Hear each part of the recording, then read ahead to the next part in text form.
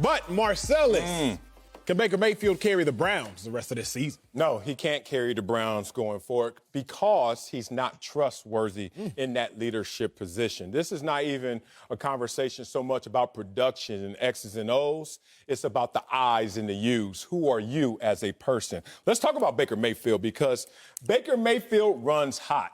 That's the gift and the curse of who Baker Mayfield is. Even in this same game that we're talking about right now, where he has 5 touchdown passes and comes back and wins this game.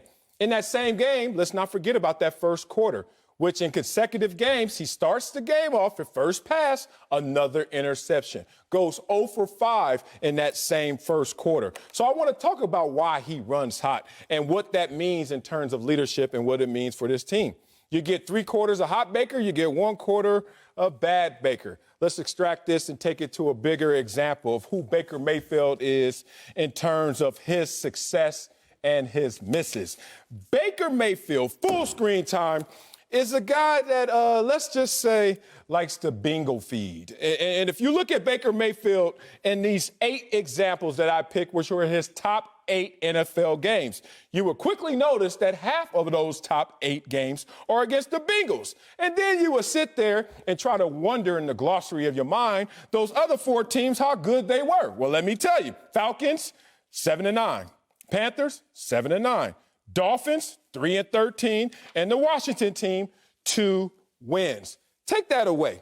What I'm saying about Baker Mayfield is no matter how well he plays, until he plays consistently and consistently excellent, this will not be a quarterback or a person that you can trust on in a leadership role. I need to see more of yesterday consistently and over the course of 4 quarters before I say put a team on his back. That's fair. What I will say first and foremost is Baker balled yesterday. Kudos to Baker. True. Straight up and down, because we're quick to criticize Baker. So, Baker, you went out there and you shut a lot of people up, myself included. Had to delete a tweet because of how well he played. You did that? Y'all weren't going to catch me looking stupid. In the inbox. Ain't no old takes exposed out here. No, sir. Now, with that being said, we also must call a spade a spade. Baker 5-1 versus the Bengals and 12-18 versus everybody else. Yep. Baker Mayfield 17 touchdowns, 7 picks against the Bengals, 47-35 versus everybody else as far as touchdowns to interceptions. You can see it right there. Baker Mayfield, he picks and chooses who he wants to ball against, and he don't really pick and choose. They pick and choose him. The Bengals were the 30th worst pass defense. Are we really going to laud and applaud Baker Mayfield for doing what he was supposed to do? That's the problem. Baker's almost in a lose-lose situation until he starts to put together and string together consecutive quality performances. But Baker hasn't had 2 back-to-back games of 250-plus passing yards in his last 21 games. Hey. The crux of the argument is very simple. Baker Mayfield balls against bad teams, but not against good or great teams. I'll leave it with this on my first lap. After watching that game yesterday, Baker Mayfield versus Joe Burrow, Baker Mayfield had 5 touchdowns and only 1 interception. I'm still not convinced that Baker Mayfield is any better than the 3rd or even the worst best quarterback in the AFC North. I watched that game. I still say Big Ben, Lamar Jackson, Joe Burrow, and then Baker. Can Baker lead the Browns if he's not even one of the top 3 quarterbacks, or if he is the worst quarterback in his own division? That's hard for me to say. Look, man, it's hard to dispute it. I will say this. He balled out yesterday, and you're right. He is the Tiger King. He wears out the Cincinnati Bengals. For whatever reason, he's very comfortable and confident. Their scheme that they play works for him, and he picked them apart. I think the big thing that we're going to see from Baker here is we already hear what the streets on Twitter are talking about. Hey, Baker Mayfield is better without OBJ. Look at the numbers. The numbers say that, hey, he's a much better player. He's a distributor. Here's what happens when you lose OBJ in the middle of a game. It is too late for the defense to be able to adjust. It's too late for them to set their game plan for how to defend this offense. What we will see, if Baker is real, it will show up in the next 4 to 5 weeks without OBJ. Because now when you don't have OBJ on the field, you now can make the Browns play in a phone booth because there's not a field stretcher on that offense.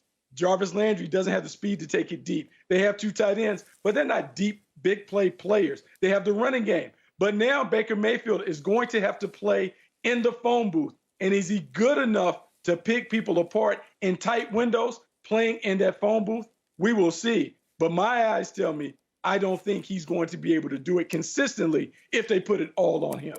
Yeah, it's interesting, man. Like the whole Cincinnati in contrast versus other teams that he plays against, and you can see that disparity. Cincy, the same team that's won 7 of their last 40 games, is the team that you want to feed off of. Not a problem. Hey, we all got a bottom feed, but you also got to do something else for us to have confidence in you as the quarterback that can carry a team. So what did Baker Mayfield do yesterday? He balled out. Let me be the third one, the third amigo up here saying, oh, Baker Mayfield balled out. Emily told us he was going to ball out. She said it took time. It did take time. Go, Emily. But now we have to summarize what happened yesterday. Baker Mayfield outdueled a rookie quarterback. Arguably. Who lost, arguably. Yeah. Well, he won the game, so I say he outdueled him. Fair.